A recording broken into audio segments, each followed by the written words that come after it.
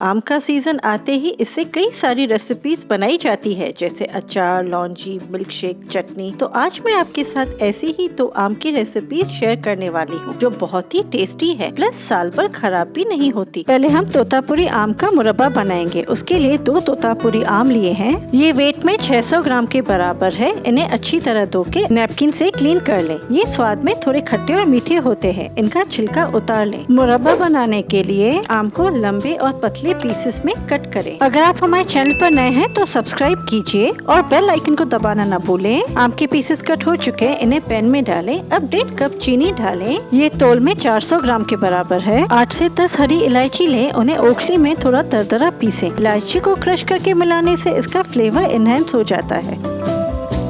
इन्हें पैन में डालें। मुरब्बे का अच्छा पीला रंग लाने के लिए इसमें 1 चुटकी येलो कलर मिलाएं। ये ऑप्शनल है, आप चाहे तो हल्दी भी डाल सकते हैं। यहाँ पर मैं आधे कटे हुए काजू मिला रही हूँ। आप अपनी पसंद के ड्राई फ्रूट्स जैसे बादाम, किशमिश भी मिला सकते हैं। थोड़े केसर के धागे मिलाएं, इससे मुरब्बे का जायका लाजवाब हो जाएगा। आप देख सकते हैं हमने इसमें अलग से पानी नहीं मिलाया। अब इसे मीडियम टू लो फ्लेम पर 5 मिनट के लिए ढक के पकने दें। अगर आप आंवले खाने के शौकीन हैं, तो आंवलों का गुड़ वाला मुरब्बा की लिंक नीचे डिस्क्रिप्शन बॉक्स में दी हुई है। 5 मिनट के बाद चेक करते हैं। इसे धीरे धीरे सब जगह से घुमाएं ताकि नीचे से ये जल न जाए। आप देख सकते हैं चीनी थोड़ी मेल्ट हो रही है और चाशनी बनना शुरू हो गई है। इस स्टेज पर अच्छी तरह घुमा के इसे और 10 मिनट के लिए ढक के पकने दें। एक बात ध्यान दें, चीनी मेल्ट होने तक बीच बीच में इसे घुमाते रहे ताकि ये नीचे से चिपके ना हो। जरूरी टिप, मुरब्बा या चटनी चीनी मेल्ट होने के बाद मीडियम टू हाई फ्लेम पर ही पकाएं, वरना आम के पीसेस रबर जैसे हार्ड होंगे।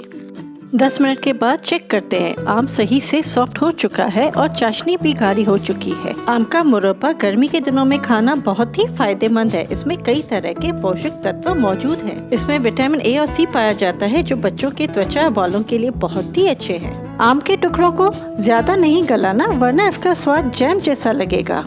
हमें बस थोड़ा ही पकाना है। तोतापुरी आम जल्दी पक जाता है, पर अगर आप ये मुरब्बा कच्चे आम यानी केरी से बना रहे हैं तो उसे पकने में 5 से 10 मिनट ज्यादा लगेंगे। मुरब्बे को फ्लेम से उतार लेंगे और उसे बिल्कुल ठंडा होने देंगे। मुरब्बा ठंडा हो चुका है। अब इसमें 1 चम्मच सिरका मिलाएंगे। सिरका यानी विनेगर प्रिजर्वेटिव का काम करता है। इसे किसी भी मुरब्बा, चटनी, अचार में मिलाने से ज्यादा समय तक स्टोर करके रख सकते हैं। मुरब्बे को हमेशा एक ग्लास के जार में ही रखें।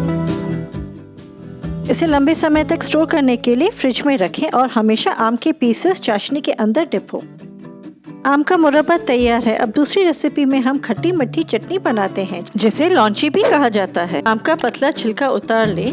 ये तोल में 300 ग्राम के बराबर है। चटनी के लिए मैं आम के थोड़े मोटे पीसेस कर रही हूँ। आप पीसेस अपने हिसाब से कर सकते हैं।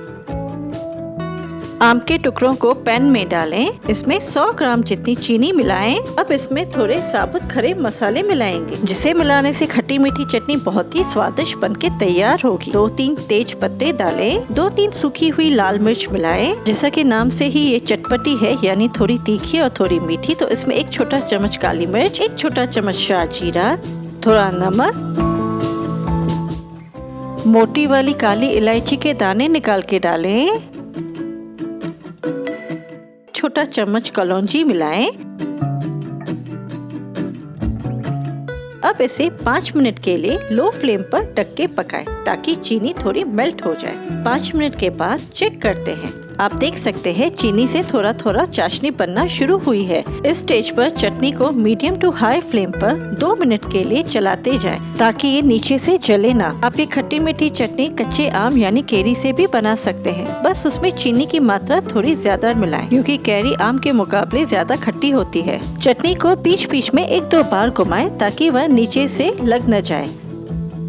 आप देख सकते हैं चाशनी बनना शुरू हो चुकी है। अब इस स्टेज पर 10 मिनट के लिए मीडियम टू हाई फ्लेम पर ढक के पकाएं, या फिर जब तक आम के टुकड़े सॉफ्ट न हो जाए। अब चाहें तो इस चटनी में आधा गुड़ और आधी चीनी भी डाल सकते हैं। 10 मिनट के बाद चेक करते हैं। आप देख सकते हैं मुरब्बा अच्छी तरह गल चुका है और चाशनी भी थोड़ी गाढ़ी हो गई है।